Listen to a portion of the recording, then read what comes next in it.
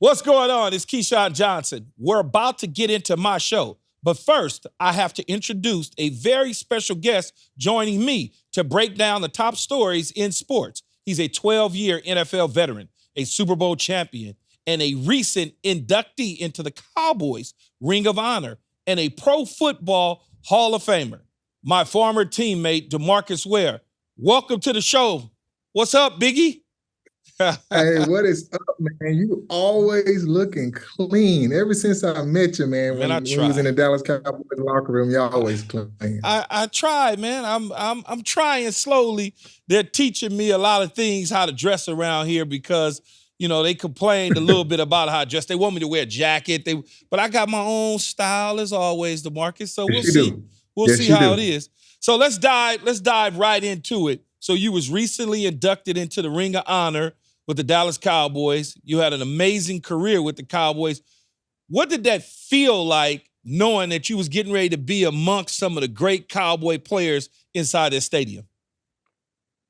It was one of the coolest things ever because playing in the old stadium with you, right? We know going through that tunnel, what it felt like when we saw those guys up in the Ring of Honor and we're saying, hey, we want to be like you. We want to be that guardian of the stadium, right? And then the new stadium opens up and you see those same names up there. And you're like, I want to be up there one day. And eventually that happened a couple of weeks for me ago. And it was a surreal moment. I didn't have the pads on electrifying the fans anymore. I had that jacket on, and that solidified me being in that stadium for life. So it was cool. Yeah, it was really cool to be able to watch it from afar. Did Jerry, Jerry likes to spend money and do a lot of different things for former players. Did he do anything special for you? Did he throw an elaborate party at his house or some restaurant or anything like that? You know what? He actually took care of, and the Denver Broncos, my Hall of Fame party. I mean, that thing was expensive. I got to see the tally on that. And with both of them coming together and just taking care of everything and saying that I got you, he let me know that both of them did let me know that they got me. So that was that big ticket item. As we know, when we rookies, when we had to pay for that rookie dinner, they paid for the veteran dinner. Yeah, the Hall of Fame. Okay, that had to be real cool. So this year seems like the year of DeMarcus Ware, right? You the summer, you go in, you're enshrined into the Pro Football Hall of Fame amongst many, many great players. What was it like to get the call, the knock on the door the night before you learned that you would be going into the Pro Football Hall of Fame? Well, I didn't know it all, and I actually got invited to the Cowboys thing as a family photo event, and I got fooled into knocking on Jerry Jones's door. And when I walked into his office, he had the gold jacket on, and I was looking at him like, what are you doing? Because he always joking around. And he was like, welcome to the 2023 Hall of Fame class. And it really didn't hit me at first until I saw Jim Porter and I saw like those Hall of Fame pins. And man, once it hit, I was like, it was like a out-of-body experience. I can't even really explain it to you. But it's like if you win in the Super Bowl and you get to win that Super Bowl 4 or 5 times, and that feeling lasts forever. I know it must be a great feeling, something that I'll probably never know, but that's okay. I'll get my experience from you. But it's a head scratcher too for me, DeMarcus, when I think about the journey it took post-career to be enshrined into the Hall of Fame, because you were not a first ballot Hall of Famer, which is like a head scratcher. I played with you. I know exactly who you are and what you could do. And so I look at it, your accolades, and I say 9-time Pro Bowler, 4-time first-team All-Pro, on the 2000 All-Decade team, 2-time NFL sack leader, Super Bowl champion, yada, yada, yada, yada, yada. I could go on and on and on and on. But yet and still, you had to wait. Why do you believe you had to wait, given the fact that you dominated the league during your time? Just like you said, I dominated the league during my time, but I feel like it wasn't my time. I've never been given first at anything. I've always had to work for it. And I think that, God was letting me know and putting me in a situation to let me know that he's still first. And, the first battle, I was pissed, to be honest with you. I was really pissed. And I sat back and I said, okay, it's not your time. When your time happens, it's going to last forever. It's going to be forever. And I've sort of forgotten about it, everything, and I feel good about it. But to that point, to what you said, yes, I was upset at first, but now it's back behind me. It's in the rearview mirror. Yeah, but now I got some hard questions to ask you because I'm trying to figure this out because it's puzzling to me. So you go into the Hall of Fame. Your illustrious career is with the Dallas Cowboys. You played 2 seasons with the Denver Broncos. Okay, you win a Super Bowl with the Denver Broncos. And there's so many Cowboy fans that are out there that's puzzled and want to know why is the Hall of Fame display all about the Denver Broncos and nothing about the Dallas Cowboys. If you can see right there, you got all these fans that are tweeting in and saying, hey, man, what's up with this? We don't get no Cowboy jersey, no love, no nothing. Can you explain that? You know what? When I first got there at the Hall of Fame, I thought the same thing. I was like, hold on, I gave them a Cowboy jersey. I gave them a couple things actually a lot of things that were Dallas Cowboy paraphernalia. But then I said, oh, you played for the Denver Broncos. You played for the Dallas Cowboys. No matter what, it goes down to they're saying they're going to rotate the stuff. Cowboys fans, DeMarcus, I'm going to say Denver Broncos stuff. But at the end of the day, they want both fans to be able to come there and say, we have a Hall of Famer on our team. If you just would have stuck with the Dallas Cowboys and me just being honest, sometimes it's about making money. If you put the Denver Broncos jersey in there, Denver Broncos people are going to buy the Broncos stuff. If you maybe would have put a Dallas Cowboy thing in there, you probably would have lost 150 Denver Bronco fans. I don't know. But I just know that, there were a lot of pissed off fans, but at the end of the day, they know that I represent the Dallas Cowboys and the Denver Broncos through and through. Yeah, because I was going to ask you, though, who do you identify yourself with? Is it the Broncos because of the Super Bowl title, or is it the Dallas Cowboys because of the great success in the career you had wearing the star? I think it's a little bit of both, to be honest with you. I can't sit right here and say, you know what, I'm just the Dallas Cowboys, but then I'm going to not think about my championship years with Denver and everything that they've done for me too as well. So I got to say that it's a journey. It's a journey to my career, and the Denver Broncos and the Dallas Cowboys are part of that. So when I start thinking about my career, I can't leave neither team out. Yeah.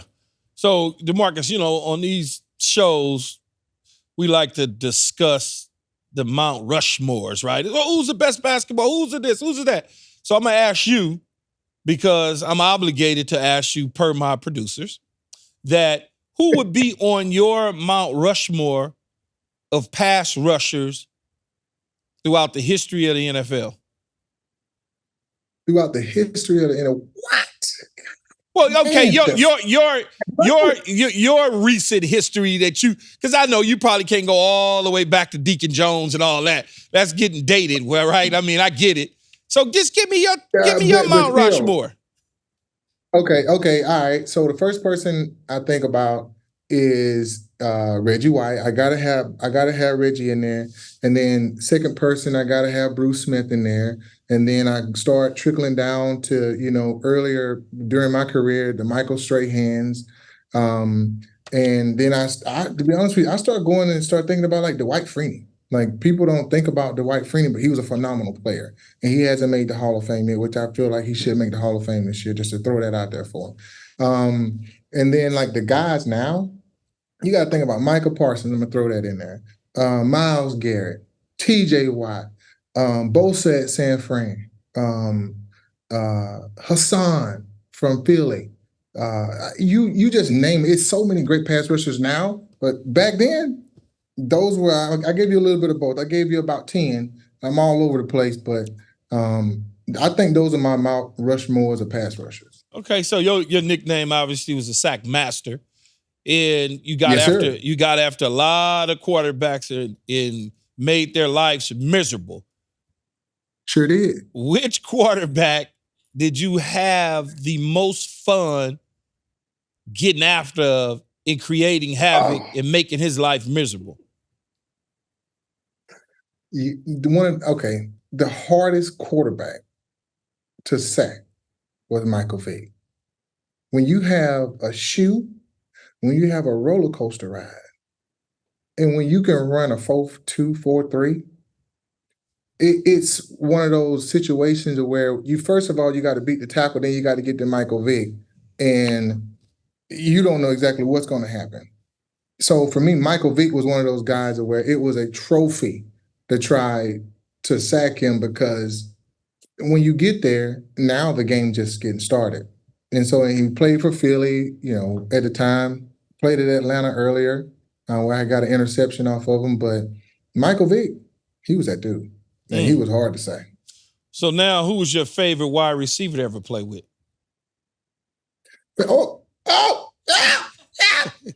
You know what? All right. I would probably say Demarcus Thomas. The reason why I say Demarcus Thomas is, he was like a brother to me. He, changed my life when I was up there in Denver. So that was amazing, right? But then if I go back and start thinking about the guys I played with in Dallas when I first got here in Dallas, you one of them. It was you, T.O., Terry Glenn. Oh, you can stop. You can stop now. I just you good. You don't need to keep going. Let me tell you my story. Let me tell you my story now. Because when I got into the league, the first time I really saw somebody drive up in a Ferrari, you know that Ferrari I'm talking about that you shipped down here from Cali. You drove up in the front of the facility. And I said, so that's how I need to do it. I'm just going off of the swag. When you walked up, you always was dressed. I don't know exactly what the producers are telling you about your dress, but back then, it was right on time. People put the wrong perspective or perception of you, and they're like, "Oh my God, he was just like an asshole." Excuse me, but you was not. No, I know. Quiet when you came in, but when you put them pads on, you acted up. Yeah. And that's where I learned it from. So I'm just being real here, not to stroke your ego or anything like that, because I saw on here, they were like, what's the story about Keyshawn Johnson? I got one for her that he hasn't heard yet. So that's my story about you. And yes, you are in that mix, brother. I appreciate it, man. Now we're going to make this transition to Javion to talk about all sports news of today.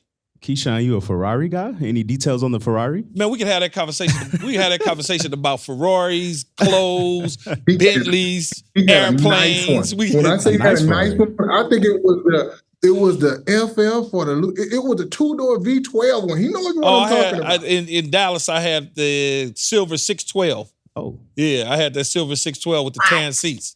Yeah. Yeah. I had a couple of them, but that shh. Low profile, low profile. I was single then, so it was okay to have a sports car. If I tried to get a sports car right now, my wife wasn't having it. That's why I'm driving around in a Tesla. Right. But the thing is, I'm talking about back then. Oh yeah. What I saw. Oh yeah. Oh yeah. Yeah, I changed a lot. Hey, put it this way, I changed a lot of locker rooms habits when I rolled up. I could attest to that. Drop the mic. Yeah, I keep Drop the mic. Yeah. All right, let's get into some sports news. Keyshawn, I heard you on Undisputed sneaking a certain somebody's name into the MVP conversation. Let's play that back. They are for real. And if they continue to keep playing, the way that they're playing, no mistakes, and they keep spitting the ball out no matter who the opponent is, the way Dak has been doing things, he's slowly sliding himself into a conversation that about 4 other quarterbacks in the league people are having about right now. And you know what that conversation is. No, we don't. We need you to verbalize it. Yeah, we need to validate it. Right. And speak it out. That conversation is MVP. Oh. Marcus, let's go to you first. We love for you to react to this. Does Dak deserve to be on an MVP watch? I'm going to sprinkle a little fertilizer, just like they just said, on the whole thing and help it grow a little bit. When you start thinking about the numbers that Dak's putting up, in the last 4 games, now you start thinking about MVP, right? So if we're talking about him being in the MVP race, that means that everybody else is thinking the same thing. So the answer is already there. Where the misconception, or is he really that guy, is him winning that big game. He hasn't been winning a lot of those big games, but the numbers are showing up. And getting into the playoffs, staying in the playoffs and winning the Super Bowl. If he gets a couple of those things under his belt, the MVP solidified, and I'm gonna sprinkle a little bit of fertilizer on there and let that thing grow and see where it goes. Keyshawn, back to you. What does Dak Prescott have to do the rest of the way to firmly assert himself as no doubt MVP contender? Well, I think he's already a contender, as I said in that clip there, and I continue to say, based on his nice run he's had over the last several weeks. Much like DeMarcus just said, there's wins that count in the win column, and then there's wins that count in the win column that also are extra that count for you in, I don't want to say your legacy, but the way people view you. For many years, quarterbacks or players that can't win the big games, they get pushed aside. He has some games coming up that matter. Can you beat Seattle? Okay, can you beat the Philadelphia Eagles at home? Can you go to Miami later in the year? Can you beat Buffalo? When the world is watching against Detroit, can you beat Detroit? Can you play in those games the same way you played the last 4 weeks of the season? And if he can do that, and the Cowboys can somehow surpass the Philadelphia Eagles and win the division, then Dak Prescott, depending on what happens in the AFC, depending on what happens to Patrick Mahomes and Joe Burrow and Justin Herbert and all these other quarterbacks, depending on what happens at the end of the season to them, he certainly could put himself right in the mix of 1 and 2. And it's very obtainable. Can he do it, though, is the biggest question. Another trending story. Not only did Deshaun Watson fight through a high ankle sprain during Sunday's win, he now has to undergo season-ending shoulder surgery. Michael Irvin said on Undisputed, had Deshaun not returned to the field to play, he would have lost the team. He had to leave early at the end of the half to go get his ankle taped. Right. And then he had that ankle rolled up on. And They're being clowny about him. Right. And we saw it still. And I said, when he was going in, I said, that's it. Because we heard before with his shoulder, remember, some rumblings like he didn't want to play when he should be playing. And I said, when he walked in, I said, that's it. It's over. I don't know. That's $200 million gone because he's going to lose that team if he leaves that team. But he came back out and went back on that field and did what you just showed, Skip, running like that, playing like that. That kneel down was, man, we're in this together now. And I thought that was a big moment for Cleveland. Keyshawn, Deshaun Watson is a $200 million man who has struggled to get back to MVP form. Do you think Watson felt like he had to put his career and body on the line to defend his legacy in Cleveland? No, I don't think that at all. What I do know from knowing Deshaun and knowing professional athletes is you don't want to leave your teammates out there hanging when you have an opportunity to conquer something, when you have an opportunity to win something. You don't want to leave them. If you could do it, you go out there and you could do it. And I think that is Deshaun's moment. If you go back to Clemson, he played with a tore ACL. Okay, millions and millions and millions and millions of dollars are on the line. Now, mind you, this is before NIL. Whether or not Clemson gave him a little something to go to Clemson, we don't know. I ain't saying they did. But it wasn't about money then. This is not about money and legacy. It's about his teammates. He was willing to take shots to stay on the field this season. The doctors told him, hey, you can't, because if something happens, that thing will fall apart and fall out on the floor. So we want to protect you from yourself. The best thing to do is go have surgery. The Cleveland Browns are in a good situation depending on what the quarterback position gives them the rest of the way, because they have a dominant defense. They're in a tough division, but their record says they have an opportunity to make some noise. Just depends on what the QBs do. DeMarcus, I'm going to toss it to you. Is the Deshaun Watson experiment in Cleveland officially a failure? I wouldn't say it's a failure when they are still putting up W's. Some people will sort of cancel people out from what they've done in the past and they leave them there. But when you bring a guy in, no matter how much you're paying him, and they're still now having a better season than they've had in a really long time, I wouldn't say that's a bust. I wouldn't say that, it was the wrong decision. I feel like it was the right decision. You brought the man in to win, so he's winning. But then there's still stories of his shoulder hurt, his ankle hurt, so on and so forth. He's losing the team. The negative stuff is going to stay with you, but if you keep getting a W, nobody can talk. Time for your favorite part of the show, Key, reacting to the internet. Things are getting a little messy as Trayvon Diggs took to Twitter to defend his brother. Stephon saying, quote, "Man, 14 got to get up out of here." He followed this up by tweeting, "Let's not forget he," meaning Josh Allen, "didn't start going off till bro got there." DeMarcus, we've seen Stephon Diggs unhappy on the Bills sideline. Is Trayvon out of bounds for tweeting this on his brother's behalf? Brothers are going to be brothers, and sometimes it takes your brother to talk for you. I'm going to say that again. It takes somebody else to talk for you sometimes to sort of put that apple out there of what's going on. And if somebody is showing that they're not happy, Stephon Diggs, and now, Trayvon Diggs is saying the same thing, brothers talk. But it's not Stephon's place to say that. But it maybe felt like, it was his brother's place to say it, to get it out there, to let him know that, hey, I'm not happy. And I'm ready to get out. That's what I'm feeling from the whole situation. Keyshawn, what's your take on it? Well, that's Stephon Diggs talking, except Trayvon Diggs is tweeting it. That's his brother. My brother knows everything about me. I know everything about my nephew that plays for the Saints. I'm just not the guy who's going to tell everybody in the world what my nephew is saying about the Saints or what I know about certain things. So, again, I must say this. That is Stephon Diggs tweeting, although it's coming from his brother's account. He understands his brother, Trayvon does. He understands his feelings. He understands. They talk. They think they're sitting down having a bite to eat, doing their off time. They're having a FaceTime together. They have a conversation. Man, what happened last night? Oh, man, this dude, man, he getting on my nerves. I can't play with this guy. I got to get out of here. All of those sort of things. The problem with that is he's stuck to the offseason.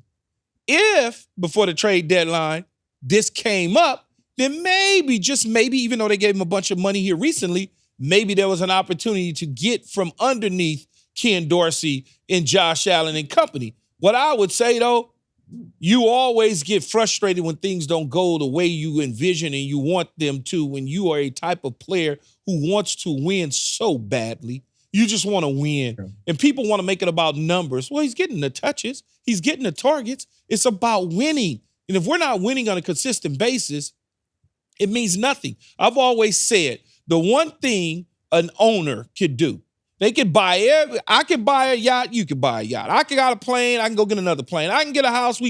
Also how the owners think. When they get together in those little groups down in West Palm Beach for owner meetings, and they get to walking around and talking, and they're at the little steak houses for their dinner, and the guy walks in, he's talking about the Super Bowl party that he threw. The other guy doesn't want to hear that because he doesn't have a ring. And that's how Stephon Diggs is. Stephon Diggs wants to be in the ring club. He can't get it. He can't have a conversation with me. He can have all the best numbers in the world, but he can't have a conversation with me about what it's like to win a Super Bowl because he's yet to do it. And that burns internally inside of us as athletes. He wants to win. And his brother's just voicing his opinion about his brother, if that makes sense to you. Moving on. Now, Keyshawn, we know you're hesitant to rank receivers, but we couldn't resist showing you what Cowboys' CeeDee Lamb had to say. He said, quote, "I'm the top receiver in this league, and there's no questioning about it." Keyshawn, do you take any issue with CeeDee Lamb saying this about himself? No, I don't. He should feel that he's the top dog. He should certainly feel he's the top dog. If he said anything other than that, I would take issue with it. DeMarcus, did you ever feel this way? I know. You ain't got to worry about me. I know Keyshawn was going to agree with that because when you good, you good. And when you're producing, you can say whatever you want to say because at the end of the day, when I wouldn't say arrogance, you're just calling a spade a spade. And that's what Keyshawn did when he played. Hey, If you're balling, you're balling. The dude's balling. So yes, he is one of the top receivers in the league. DeMarcus, did you ever feel this way about yourself in your prime? And is this something that you would have said in the media? I wouldn't have to say it in the media. The people would know. My teammates will know that. I will tell them that I'm the best. But in the media, I wouldn't say anything. I would say just look at the numbers, because that's what they're going off of anyways. So look at the numbers. And I don't think there's a reason to be boastful. But the thing is, at the position where you are, sometimes that's what you need. I mean, I know wide receivers, just being honest with you, they're boastful. But when you showing up, it doesn't matter. All right, let's take it to Dion now. Coach Prime says that players fighting each other at practice is a great thing for the team. Listen to this. You know what, man, we've had a great week of practice. We had a couple fights, which I like. Is that a good thing? That's a great thing. Right. Yeah, when you have a couple fights, that's a great thing. And I always want to know who won because I keep records. Yeah, I don't break them up. Some coaches break them up, but I don't break them up. Because some guys fight hoping for the breakup. No, we're going to let you go. If you're going to commit, right? You commit. Yeah. We're all in. So we did have a couple fights this week, and I love it. And they've been getting after it. And it's almost like a rededication. You know, it's almost like a refocus, and I love where we are. We've had great practices this week. DeMarcus, what's your reaction to this? Well, I remember my Super Bowl year in Denver. I'm gonna be honest with you, we probably fought every week. It was Akeem to the lead. It was Chris Harris. It was me and Peyton, because we were pissed off about something that was important to us at the time. But we didn't let that carry off the field. We handled what we needed to handle on the field, and we squashed it. And to me, when players get to a point to where they're fighting and it's about football, that lets me know that they care. Now, if it's something else outside of the field, oh yeah, we're gonna handle that. But if it's on the field about how you're playing, what you need to be doing, and if it's correct and we just brawling out about it, we're gonna squash you right there on that field, and the things are gonna get corrected. Keyshawn, do you have a good locker room fight story? Locker room fights? I mean, guys, if me personally, no. But guys like DeMarcus said, they fight. I mean, it's typically defensive linemen, offensive linemen. You know, it's never really the skill position players, because it's pushing and shoving going on there. But no real locker room fight. I once had a fight on a plane with one of my teammates, but that didn't last very long, I must say. A quick little 1-2 and it was over with. Because what you don't do is you don't touch somebody, and he happened to touch me in my head, and at that point, the rest was history. So no cornerback wanted smoke with Keyshawn Johnson. No, we just didn't. It wasn't like that. There was no need to get into that type of confrontation, so to speak. It was squashed immediately. Part of the problem is they were not going to win the fight. So why even try to antagonize me when you know your ass is not going to win? And that individual, I'm not going to name any names, on that plane on my team figured that out real quick. All right, ending the show on Patty Mahomes, who raised eyebrows this week on social media after stating he wears the same pair of underwear for every game of his NFL career and, quote, only cleans them once in a while. Fellas, first of all, is this foul? Yeah, I'm not really sure. Now, wait a minute. So I can wear the same tights, and they get washed every day. Yeah. I can understand your lucky tights now. But if they're not getting washed, we have a problem. Because everybody have like their routines and everything. Like I had one roll of tape that I would use the whole week, and I would end on a Sunday or a Thursday, whatever the game, and I would use that same tape. I had to. It was just something that was in there. But if you're not washing, we got a problem. Yeah, I'm not really sure I understand what Patrick is talking about or what he's doing.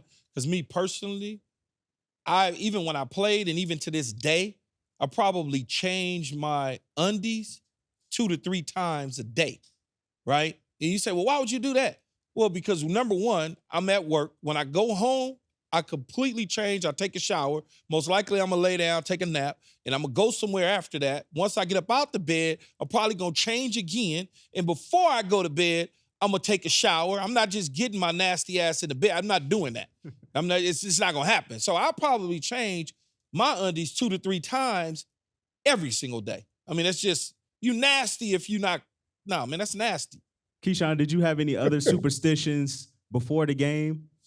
No, it wasn't really superstitious. It was just the way that I would flow. Back in my day, it was listening to music in my vehicle as I drive to the stadium. The Ferrari. Depending on which vehicle I decided to take to the stadium.